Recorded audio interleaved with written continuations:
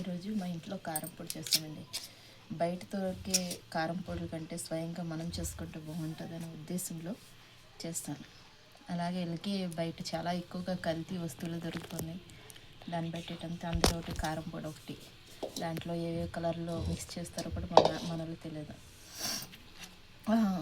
First ఏంటంటే మిరపకాయలు తెచ్చాక కడిగి సారేసుకున్నాక దాన్ని దూరగా వేయించానండి. అవి ఎండిపోయాక అన్ని మూడుకులు తీసి దూరగా వేయించేసి ఇలా పౌడర్ చేశాను.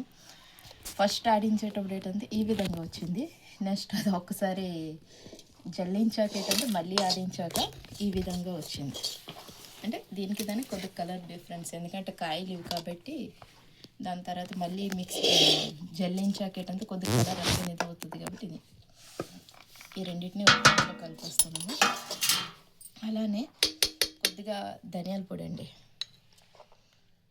దీంట్లో వేసేస్తాము. 2 స్పూన్లు ధనియాల పొడి. ఇది ఏంటంటే జీలకర్ర, నెక్స్ట్ సోపు, నెక్స్ట్ ఏంటంటే మిరియాలు అండి. ఇదేంటంటే దీంట్లో కొద్దిగా వేసుకుంటాను.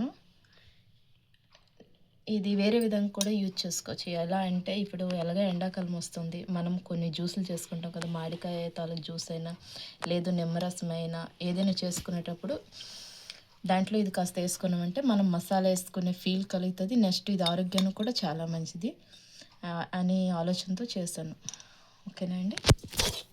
ఇవన్నీ కలుపుకొని ఒక డబ్బాలో స్టోర్ చేసుకున్నామనుకో బాగుంటుంది. ఎప్పుడు కావాలంటే అప్పుడు మనం యూజ్ చేసుకోవచ్చు. మామూలు కారం పొడి యూజ్ చేసుకున్నట్లు యూజ్ చేసుకోవచ్చు. కానీ దాంట్లో ఏంటంటే బయట దొరికేదానికంటే దీనికి కాస్త డిఫరెన్స్, ఎందుకంటే మనం స్వయంగా చేసుకున్నాము. నెక్స్ట్ దాంట్లో ఏంటంటే మసాలా కూడా ఇంకోటి యాడ్ చేస్తాం కాబట్టి వేరేగా మసాలా వేయాల్సిన అవసరం కూడా లేదు. ఇలానే డైరెక్ట్గా వేసేసుకోవచ్చు. Okay friends, okay bye.